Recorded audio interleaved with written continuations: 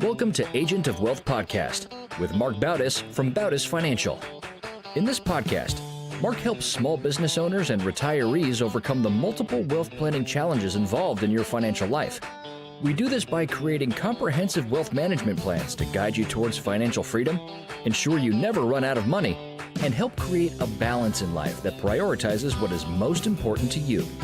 Join us for this journey as Marc draws from years of expertise and guest experts to solve the multiple wealth planning issues involved in your financial life.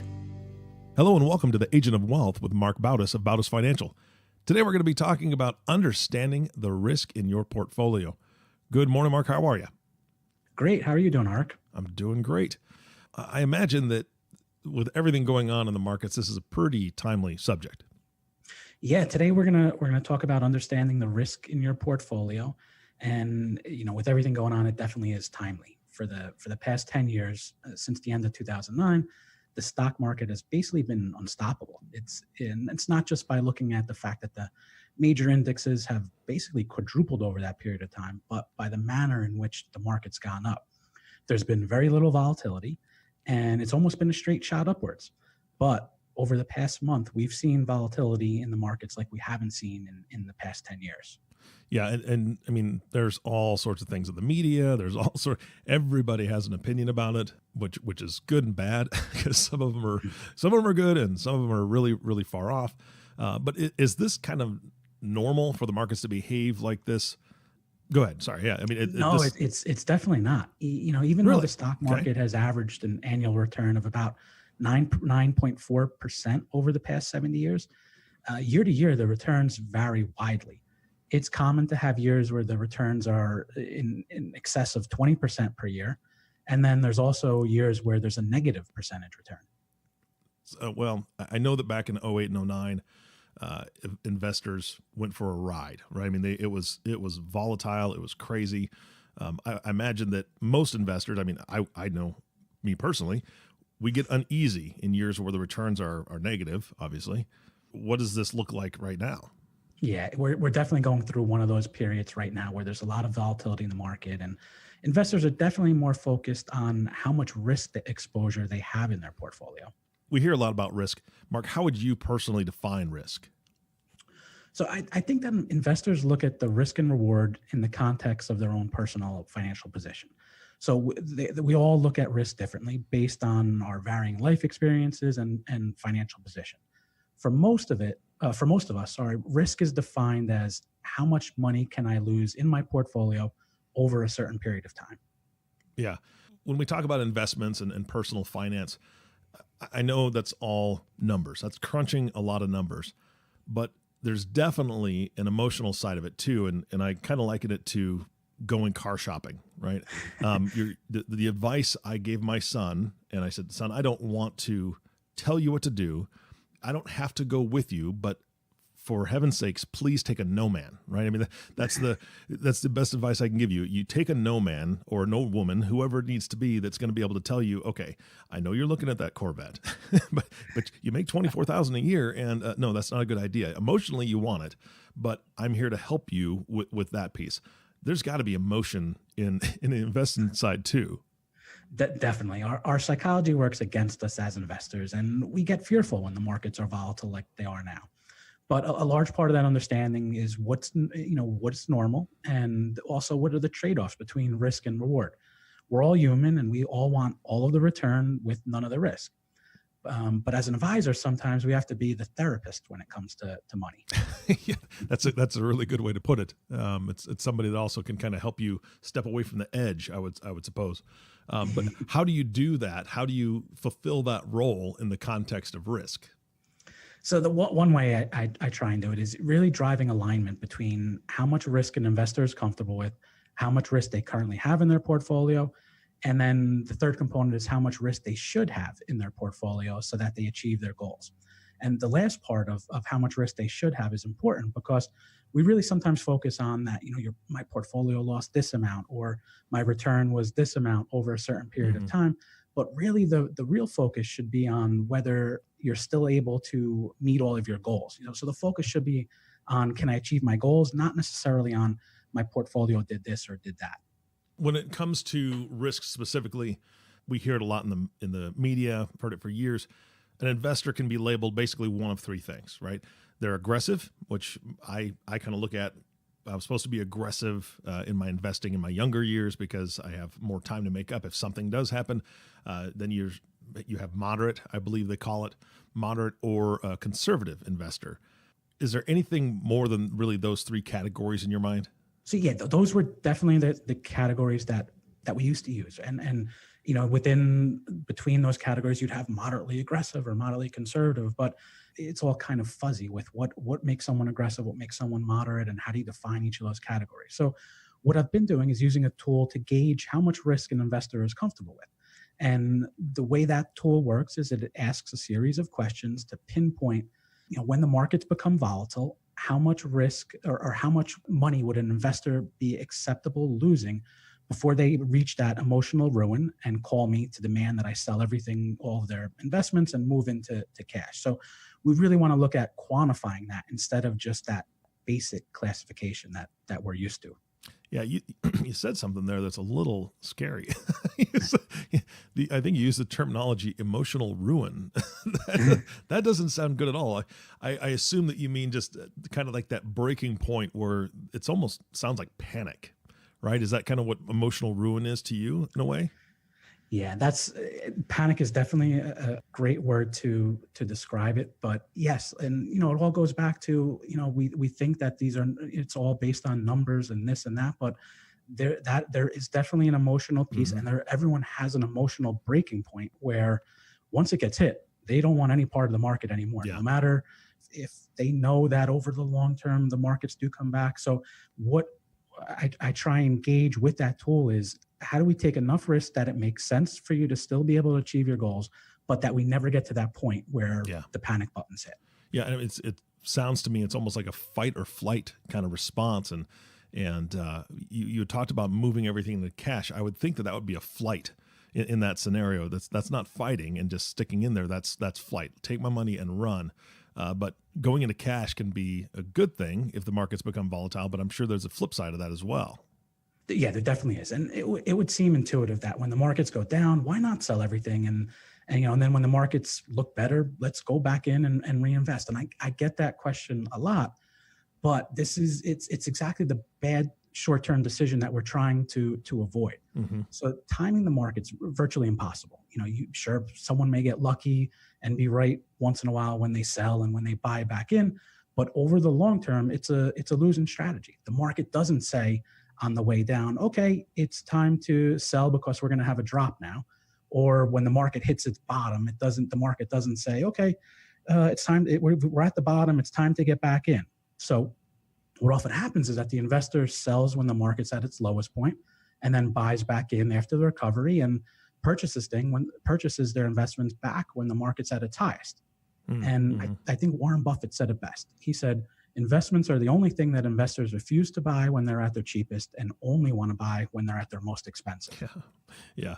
There was a study done recently on how damaging trying to time the markets can be to your investment returns. From 2002 to 2012, if you took $10,000 and invested it in the S&P 500, at the end of 10 years, your portfolio would have been worth $18,558. However, if you would have missed the best 5 days over 10 years of investing days, you would have only had $12,315 in the portfolio. And even worse, if you would have missed the best 10 days over those 10 years, you would have actually lost money and your portfolio would only be worth $9,378. So it really highlights how tough timing the market is, because it's virtually impossible to do. Yeah, I'm just doing the math in my head here. That's 3,650 days, right? Basically from 2002 to 2012, 3,650 days, and just 10 of those days, if you miss it, you have less money than when you started. It's not a lot of days. Oh my gosh, yeah, that's pretty crazy. And I think most of the listeners are going to remember that during the Christmas season we had some pretty volatile days, and I would assume those are pretty good examples. Exactly. On Christmas Eve, just this year, we saw a big drop in the markets. The Dow was down 650 points. The media was trumpeting how we just saw the Christmas Eve massacre. And I received calls from investors wanting me to liquidate everything.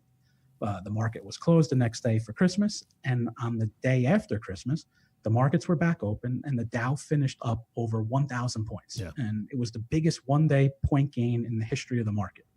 But if you would have sold on the lows on Christmas Eve and missed out on that big gain the day after Christmas, it would have a permanent negative impact on your portfolio returns.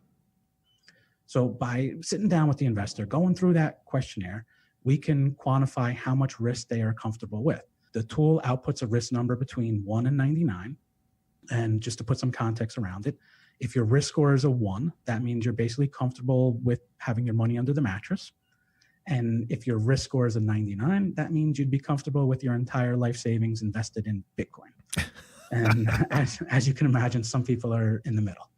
No, I can imagine. That's a little bit crazy. So now I got to ask. You said, the Christmas Eve massacre, which is a terrible title, but it kind of true, right? I mean, it was a scary Monday, if I remember right, somewhere around there. Sure. So how do you handle those phone calls? If a client calls you up and says, "Oh, Mark, here's the thing. Have you seen what's going on?" And of course you have, because this is what you do. We got to get out. How do you calm that person down? Because like if my internet goes down, I'm on the phone, right? My internet's down. I'm panicking. I really need that for my business. I really need that. My daughter really likes to stream things. What am I going to do? This seems a little bit more important than my internet going down. How do you handle those phone calls? Yeah, there's definitely more emotions attached to finances and investments, gains and losses than there is the internet. But I imagine it's definitely something similar where there's panic on one side, and you really have to put things in perspective, and really, you take a historical perspective. We obviously don't know what the market will do tomorrow. Mm-hmm. And it's probably the least favorite thing that I do as a financial advisor is the fact that I can't control what the market does. No one can. We don't know what it's going to do tomorrow or next week, but we do know over a long period of time, the probability is that the market will go up and the market will have a positive return over a longer period of time. And really how, taking that conversation back with someone who calls in a panic, you really want to focus on, well, what would happen if we did sell?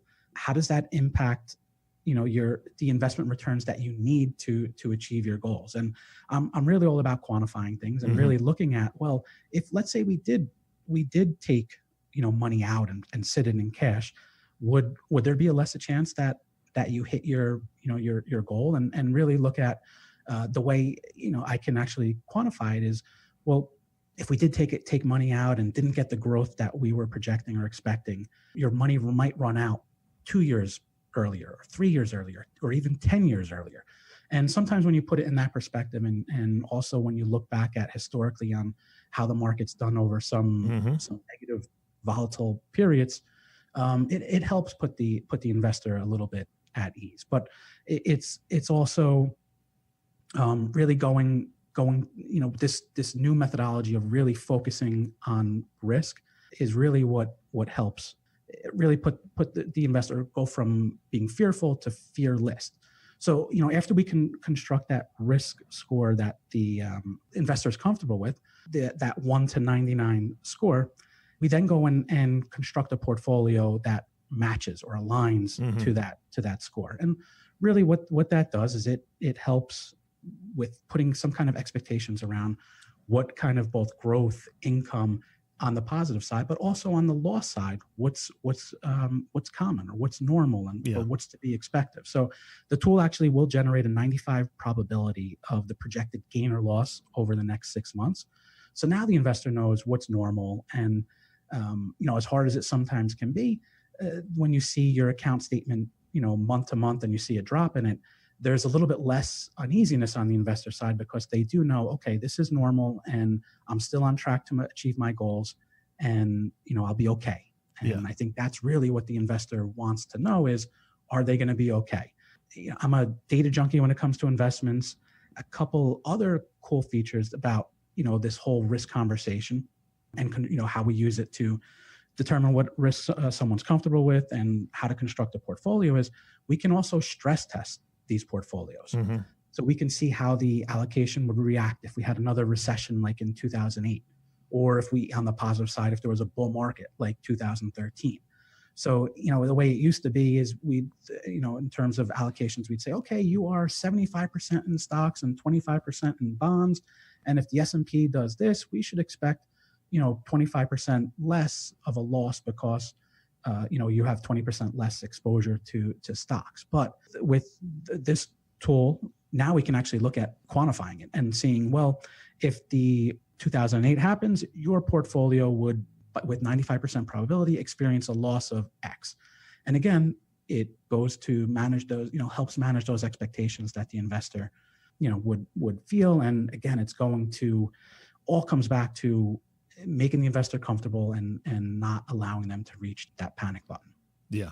And I would assume that this tool in and of itself is really one of the reasons you're not going to get as many phone calls, or if you do have those phone calls come in on those days that are really rough, you can remind them, hey, this is exactly why we planned this out. This is exactly why we talked about it. And let's remember, or let's look back at what we talked about as far as where your risk tolerance was, what, these tools showed you. And, just basically to reassure them, we're still on track.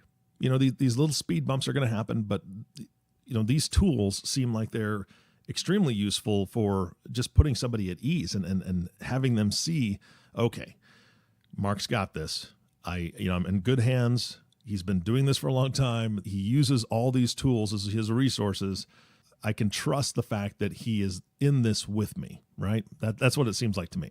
Yeah, exactly. That's really what it's about. And, we're trying to create, a financial plan for someone that really maps out how do they achieve those goals. And those plans can be derailed by making bad short-term decisions. Mm-hmm. So yes. And one thing I wanted to highlight is that, when we go through this risk exercise and, how we monitor it, and it's not a rigid, okay, set it and forget it strategy.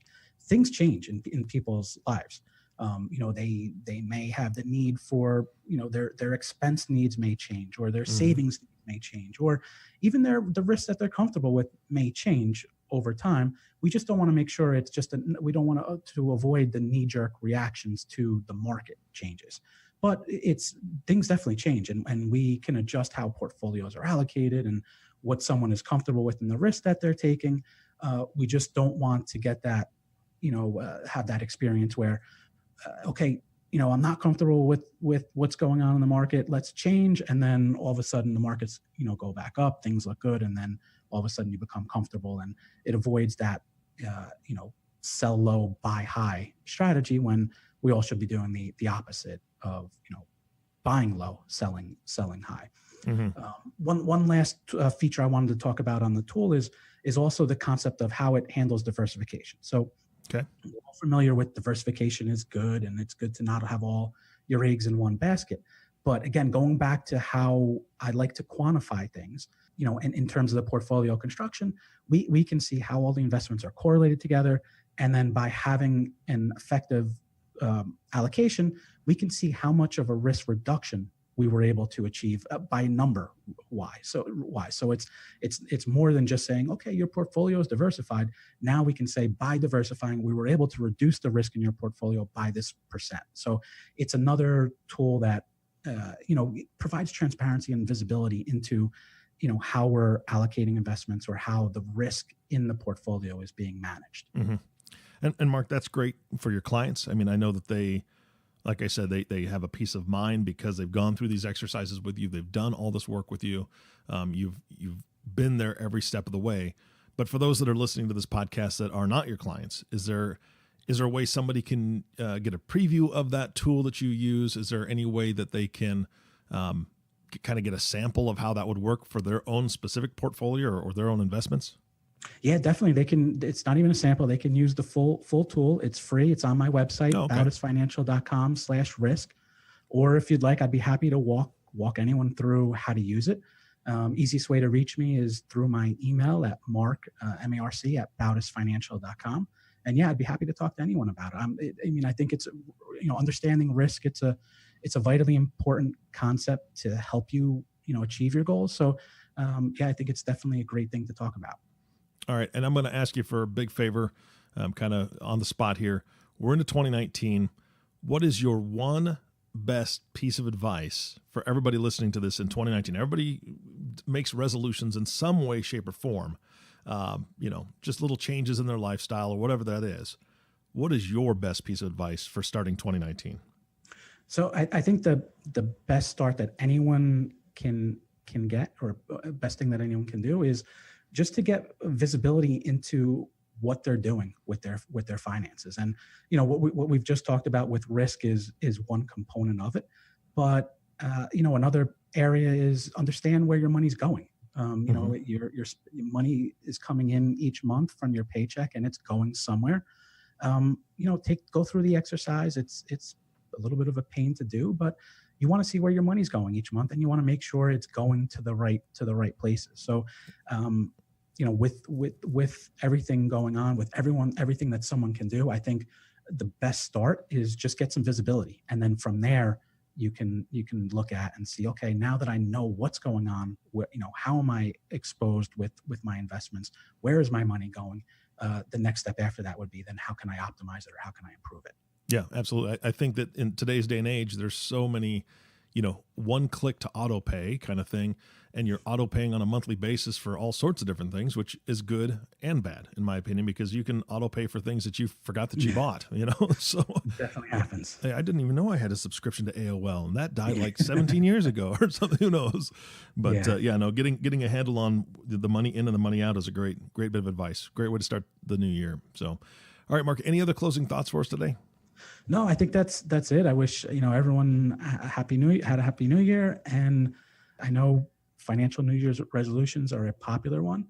Hopefully it's not like familiar with resolutions where it's 2 weeks and done, and that everyone sets out to really improve their finances and sticks with it. The biggest thing to accomplishing goals or New Year's resolutions is to have an accountability partner.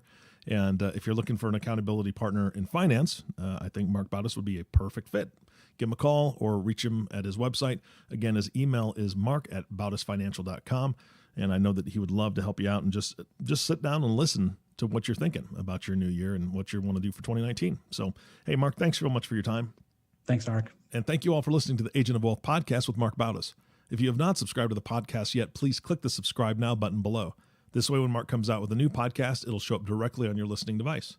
This makes it much easier to share these podcasts with your friends and family. Again, thanks for listening today. For everyone at Bautis Financial, this is Eric Johnson reminding you to live your best day every day. And we'll see you next time. Thank you for listening to the Agent of Wealth podcast. Click the subscribe button below to be notified when new episodes become available. The information covered and posted represents the views and opinions of the guest and does not necessarily represent the views or opinions of Bautis Financial. The content has been made available for informational and educational purposes only. The content is not intended to be a substitute for professional investing advice. Always seek the advice of your financial advisor or other qualified financial service provider with any questions you may have regarding your investment and financial planning.